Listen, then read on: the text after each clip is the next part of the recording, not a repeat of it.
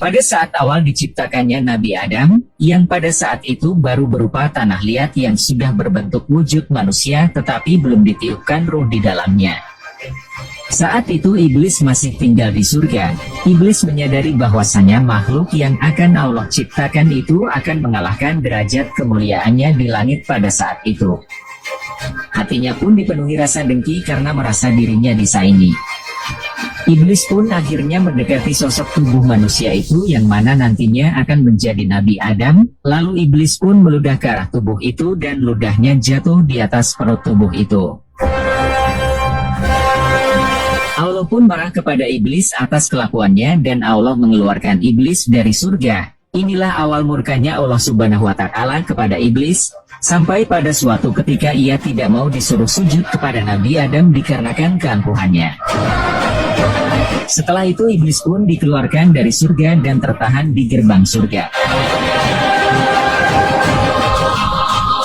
Bukan merasa bersalah, iblis pun merencanakan hal yang buruk kepada Nabi Adam. Ia pun berencana untuk merusak tubuh Nabi Adam dengan cara meminta bantuan kuda yang ada di surga.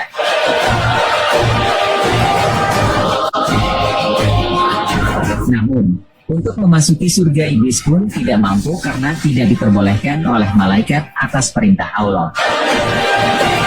Tidak habis akal iblis pun merencanakan hal lain dengan meminta tolong kepada makhluk yang berada di pinggir surga namun tidak satupun yang ingin menolongnya. Pada akhirnya iblis pun bertemu ular yang pada saat itu ia merupakan makhluk terindah di surga dengan mempunyai 4 kaki dan dapat terbang, layaknya naga. Iblis pun menghasut ular tersebut akan memperbolehkannya masuk ke dalam mulutnya untuk membawanya ke surga dan menemui kuda.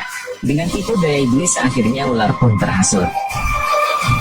Begitu bertemu kuda, iblis pun berkata melalui perantara mulut ular, "Wahai kuda, tahukah engkau bahwasanya makhluk yang hendak Tuhanmu ciptakan beserta seluruh keturunannya itu nanti akan menaiki punggung seluruh keturunanmu?" ujar iblis pada kuda.